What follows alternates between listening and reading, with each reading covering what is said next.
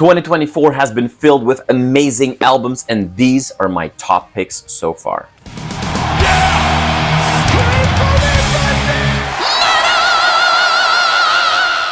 Hey everyone, I'm Belgian Jasper, and it's my birthday. I hate birthdays. I'm turning 40 today. So, as just something a little different, I thought, you know what, my birthday is sort of on the halfway point of the year, so let's look at the year so far and what are the best albums. Now, don't worry, 40 years old, 40 albums? Nah, we're halfway through the year. I'm gonna limit myself to 20 albums, and that was so hard because this has been a really good year for metal. So needless to say, I would have a long list of runners-up, and I will not bother you with those. If you want to get my take on the best albums out there on, a more regular base, check out my Instagram, where every weekday I highlight an album. Now, don't expect long dissertations here. I'm not going to explain to you at length why these albums are great. I'll tell you a little bit about the album. I'll give you a few music video clips as well, so that you can listen for yourself why these albums are so amazing.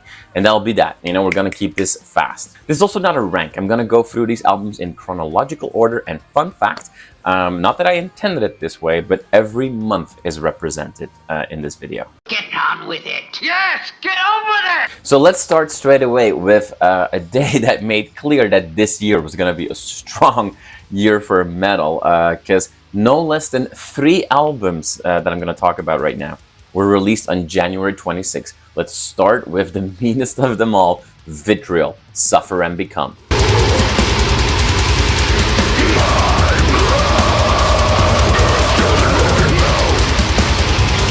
Oh, this album makes you feel things. It makes you uneasy, uncomfortable, and it also takes no prisoners with its intensity, and that's what death metal is all about. Very early on in the year, this album, set the bar really high for death metal releases, and I expect, in December when people do their albums of the year lists, I expect Vitriol to be on that one for sure.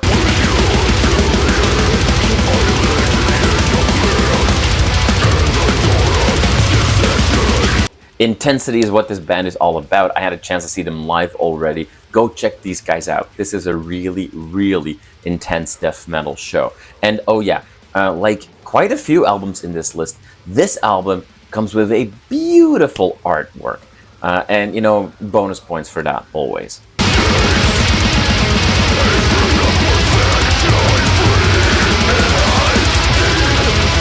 All right, something very different came out on the same day, The Gems with Phoenix.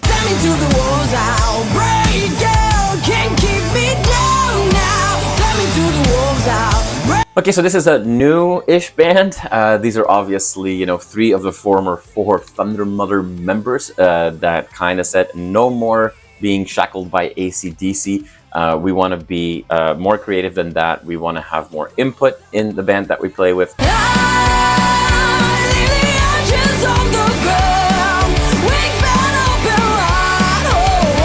Long story short, we have a fantastic new all-female rock band, and this album just kicks ass. Queens, stick together.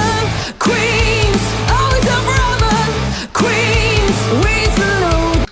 The third album that came out on January 26th is V or 5, Lucifer 5, that is, obviously by Lucifer.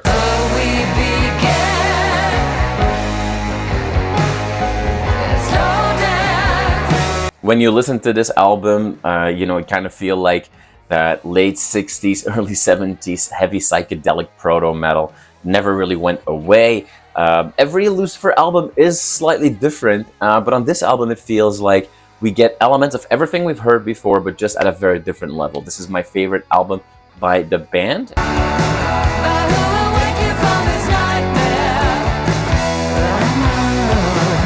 They've been touring this album quite a lot. I expect them to be on the road a lot still. Go check them out because the live show is also phenomenal.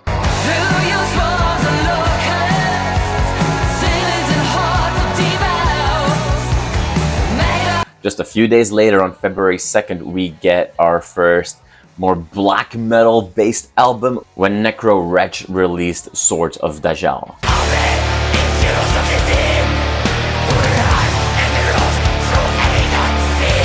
On this album, Necrowretch brings us this, esoteric, occult, let's call it deafened black metal, which is really cool.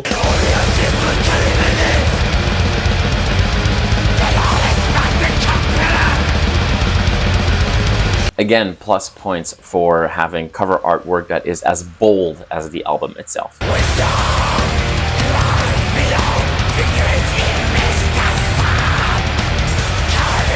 Later in the month, in February 23rd, to be exact, 2 albums make my list. First up, a Belgian band, which I always love to see Belgian bands do fantastic albums. This is Interbellum by Cathubodua.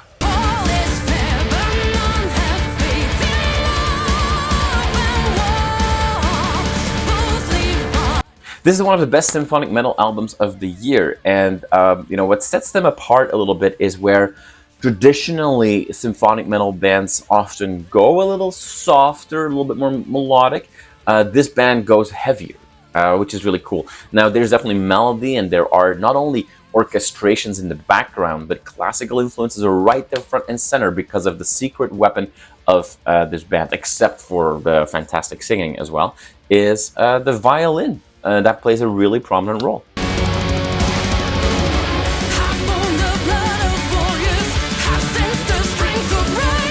This album gives you epic storytelling of war goddesses and the fall of humanity. It's an epic album for an epic band with an epic sound. Go check them out.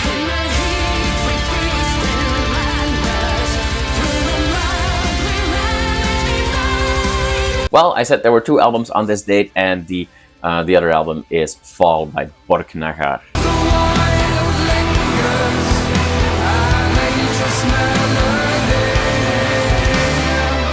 I mean, I have loved Borknagar for a very long time,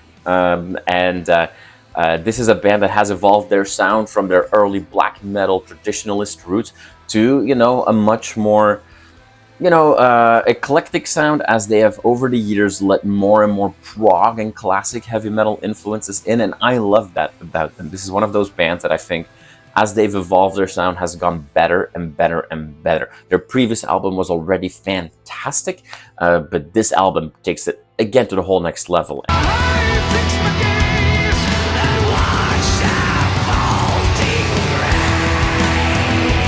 If there is a clear candidate for album of the year, this is one for sure.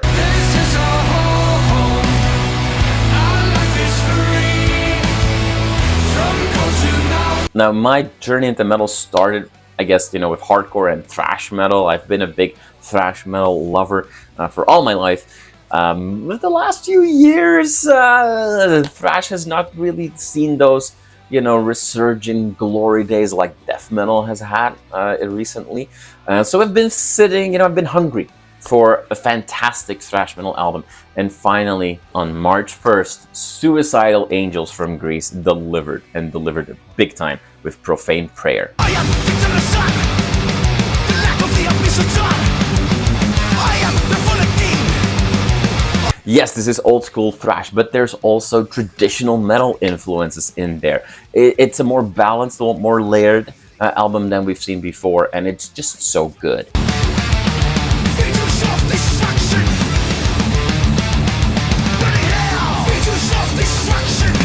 I think this is one of the best thrash albums we've seen in a long time, so needless to say, this is also by far the best album that the band ever did.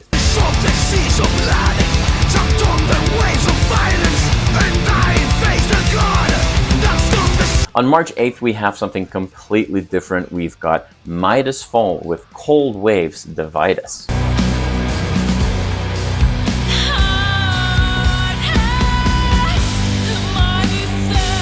On this album, we get, post-rock and, ambient prog in this really interesting mix that is both extremely big and epic, but also fragile and beautiful. Now tell me what you want here. Now imagine that Nick Cave wrote an album for Tool, but then sung by Bjork or Robin, that kind of thing. Fans of bands like Brutus and Dole and even Amon-Ra will absolutely eat this up.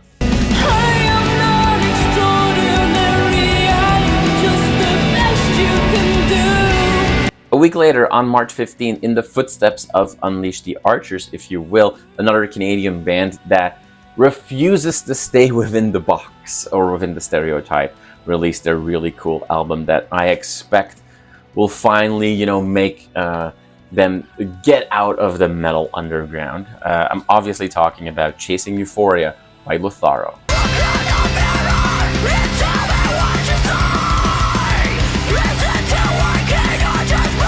From cheesy 80s power ballads to extreme melodic death metal, it's all there, and somehow that works.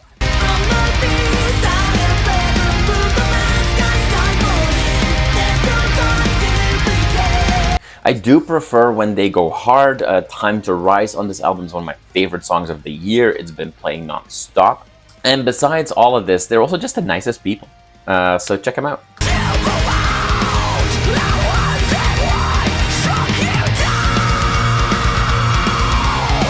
By the way, have you noticed how many women have been in this list? And again, that's not something that I was necessarily looking for or wanted to make sure that I hit a certain percentage. No, there's just an amazing amount of fantastic albums where there's women in the band, which is really cool. And guess what? April 12th, another woman takes the spotlight.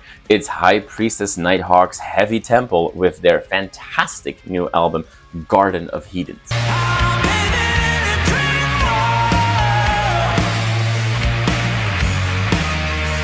Basically, imagine Queens of the Stone Age making a killer psychedelic metal album.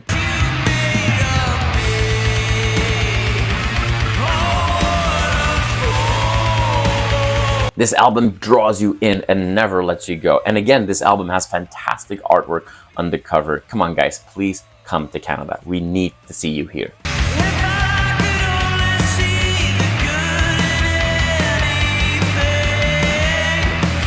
April 19th was for me a moment of discovery. This is an album that came out of a band that I had not heard before, and it completely blew me away. Definitely, so far for me, a contender for Album of the Year. I'm talking about Our Grief Is Thus by Oak, Ash, and Thorn.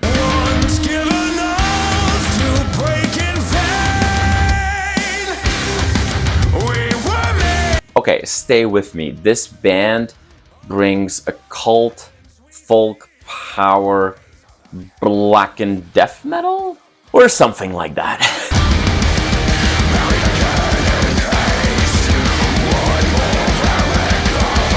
This is one of those bands that sounds truly unique by taking a ton of different influences, bringing it all together, and making that work.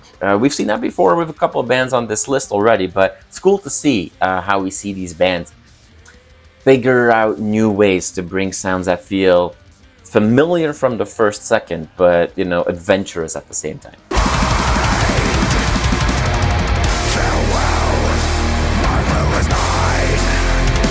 On April 26th, Black Tusk released The Way Forward.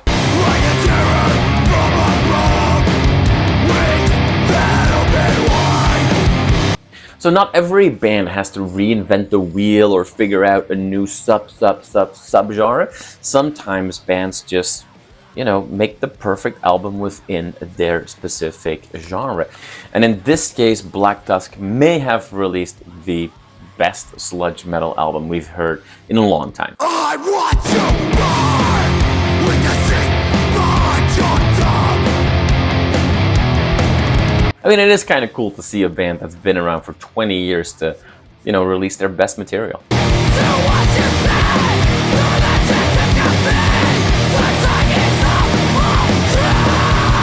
Two albums came out on May 10 that made their way into this list. First up, we have a supergroup, and I know that a lot of bands hate that label, but this was one of those bands where members of really cool bands all came together to create something very special. I'm talking about Crownshift in this case, who released their self-titled debut, which was one of the best melodic death metal albums.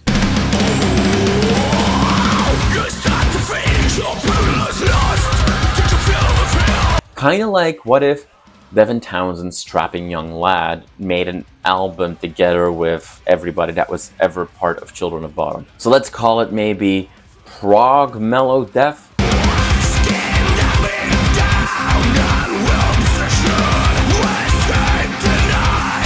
Anyways, the album kicks ass, especially the drumming of Heike Saudi.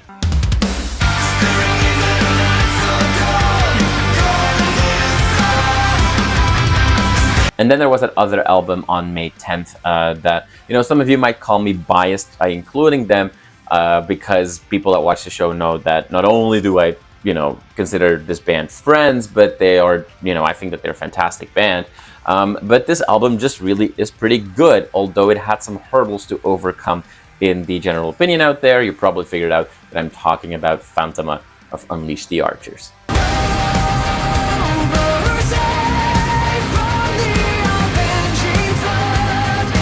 I feel that some of the negative commentary about the use of AI in and about this album and some more different influences, some poppiness in there, some more melody in there, have withered away as, you know, quickly as they came when the album came out, because most people have now kind of agreed on that this is another kick-ass album, which sounds very refreshing after the last two albums that were part of the Immortal Saga.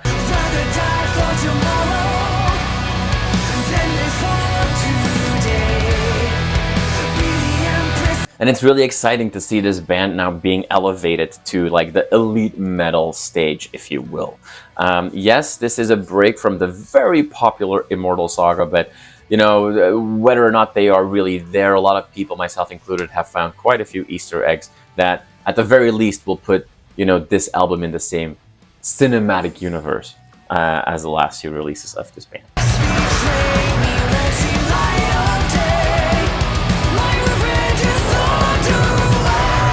We move on to May 15th for something completely different. You might think it's weird that I'm gonna include a poppy alternative rock band. Well, I'm actually gonna do that with the Howlers, with What You've Got to Lose to Win It All.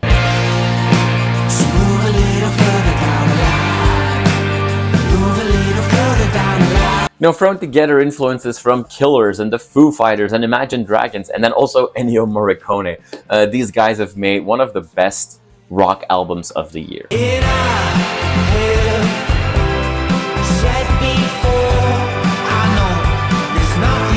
If this band is not gonna be featured a ton on mainstream radio and, you know, big festivals, then something is really wrong.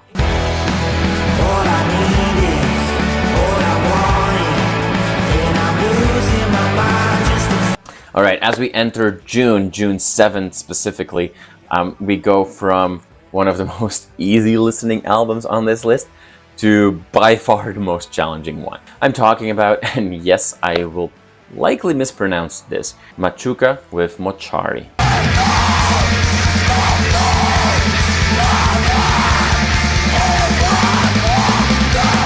Holy shit, you just have to look at the cover and know that this is going to be challenging. This Ukrainian band brings us post-hardcore mixed with atmospheric black metal to, you know, give us an album that tears in your soul like a dull knife used in some ritual full of hate.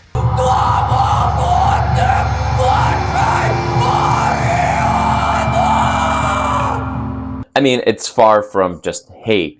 In fact, it's melancholia, absolutely, pain, loss, suffering. It's all in there. It's such an emotional album. And, you know, this is not for, you know, easy listening. This album is a challenge, and I don't blame you if you need to take a 5-minute break after listening to this visceral album.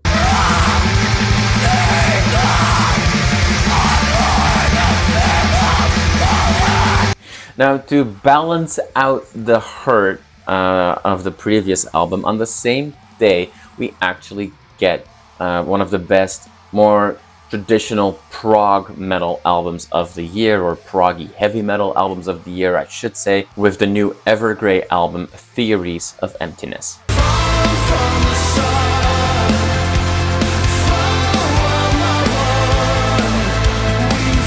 This album came together very differently than the previous Evergrey albums. If you want to find out all about that, just watch my interview with the band. But we get a catchy and fresh yet emotional album that was just, you know, wow, it's a really good album. Have you ever felt deserted, like your insides all This is another example of a band that just gets better over time, and that's really cool to see.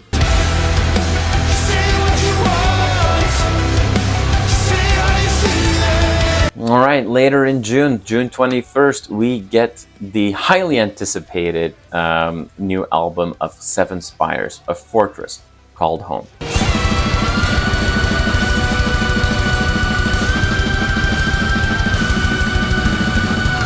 Easily the band's best album. This band, let's not call them symphonic metal, cinematic metal maybe, but another band that just is unique, that does what they want to do, and they don't limit themselves, and it creates this exciting sound to listen to watch live as well.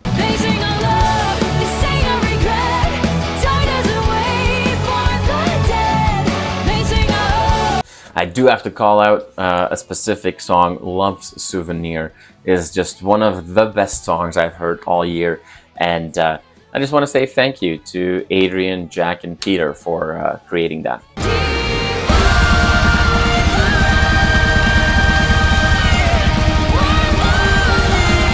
So at the beginning of this video, I already mentioned that there were so many fantastic albums. And you know, we're getting close to the end of June. I'm not including any albums from July, right? That will be for the second half of the year. So I had my list, and I had to already bring it down from, you know, I don't know, 30, 40 albums that I had selected to start with. And then at the very end, June 28th, there are not one, but 2 albums that come out that make me go, well, fuck. They have to be on this list. And it took a lot of, you know, blood, sweat, and tears to take other albums off this list that would have deserved the spot. But, you know, 2 albums were released that were just really, really cool that I have to include. And let's start with the first. The Formless Fire by Kvaen.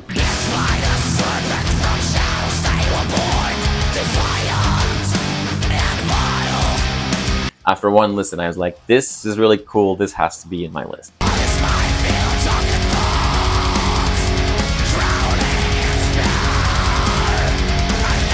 It's a banger that flies by in no time and created this perfect mix, if you will, of melody and intensity. So check him out.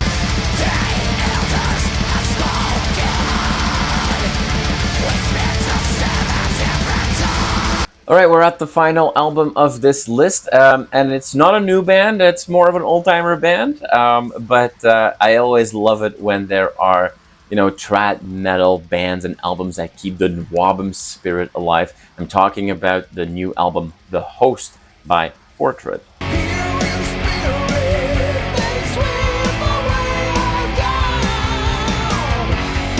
And now Portrait has never really, in their 20-year career, released a bad album, far from it. But this one is truly great.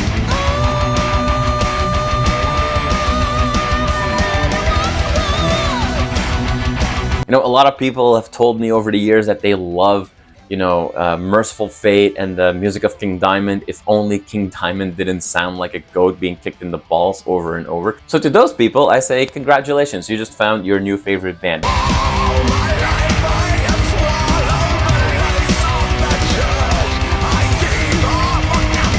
Alright, there you have it. Since the start of July, there already have been some albums that will very likely make Album of the Year lists later on, but that is for another time.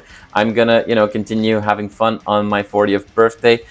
If you're in Toronto and watching this, feel free to come out this Saturday, July 13, at the Monarch Tavern, where we will have a free show with a ton of live music, ton of giveaways. It's going to be a big party. So show up for that. And if not, well, I hope you had some fun watching this video and discovered hopefully a few new cool albums that you weren't aware of. If you have albums in mind that you think should have been in this list, put them in the comments and we'll continue the conversation right there. Until next time, stay metal.